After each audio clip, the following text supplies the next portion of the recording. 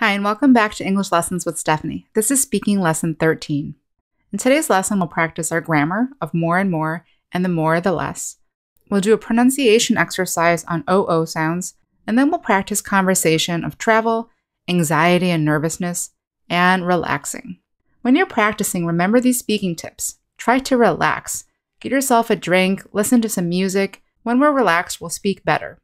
Also, try to speak normally. That means to talk as loudly as you normally would, to take breaths, and to stop if you're tired. And finally, remember, it's okay to make mistakes. We all make mistakes when we talk, and we're just trying to do a little bit better than we did last time.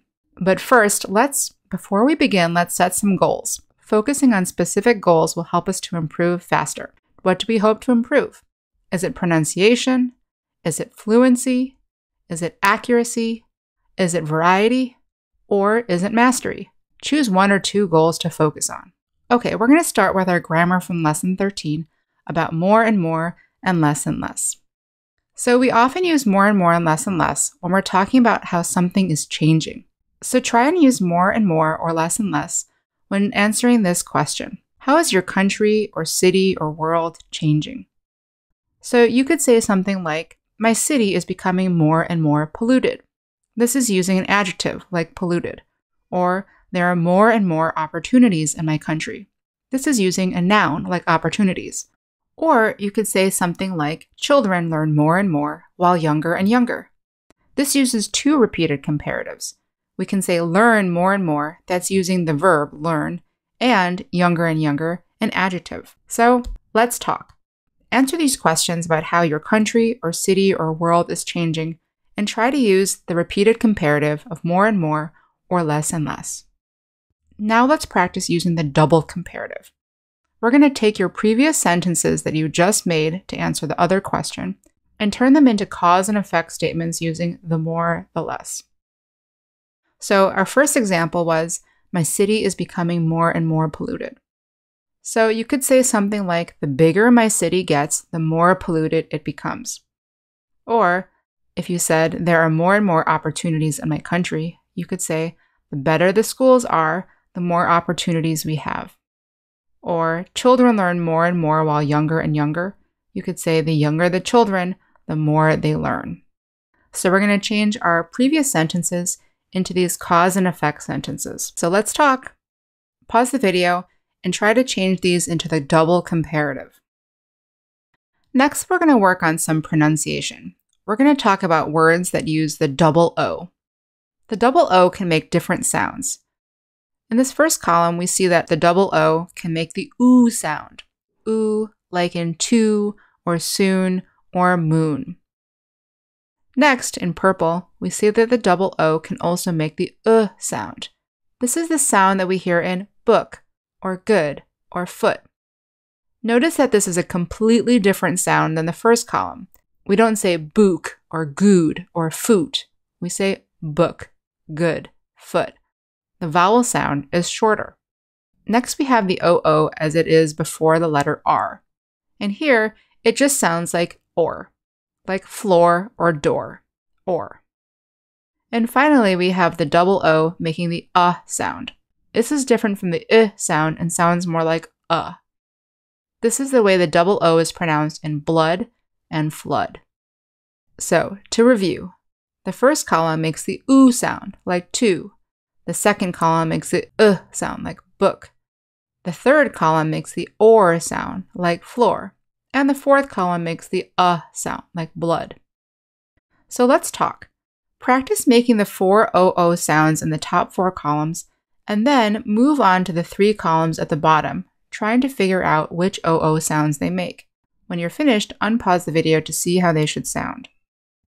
All right, so let's talk about the words at the bottom. The first word is look. The second is mood. The third, in American English, would sound like pour. In other English, it could sound like poor. Next, boot and cook. Second column, shoot, roof, food, stood, tooth. Third column, loop, took, stoop, wood, and coop. Let's move on to talking about travel. In English Class 13, we've been talking about methods of travel. So for our first question, tell us how you like to travel. And to answer this question, you could say I like to travel and then use the preposition by. So we would say I like to travel by boat, by train, by car, or by bicycle. Secondly, try to make a the more the less statement about travel. For example, you could say on a train, the longer the journey, the better. And finally, do you think travel is becoming easier and easier or harder and harder? So let's talk.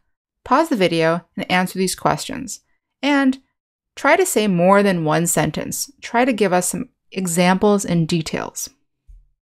Next, we're going to talk about anxiety and nervousness. So remember, anxiety and nervousness are kind of synonyms that describe an uncomfortable feeling when something unpleasant is happening or going to happen.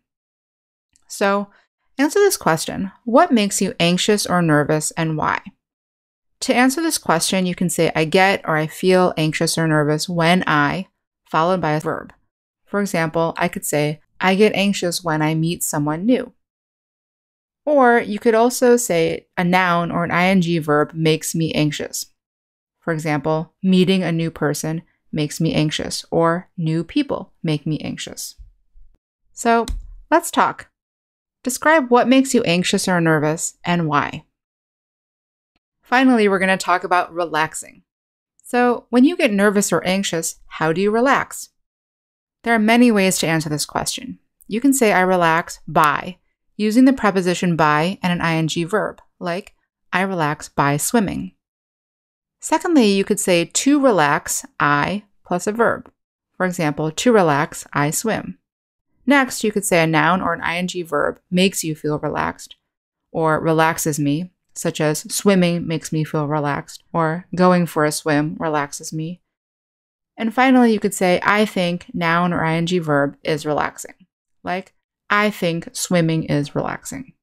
How you relax. So pause the video and describe how you relax when you get nervous or anxious.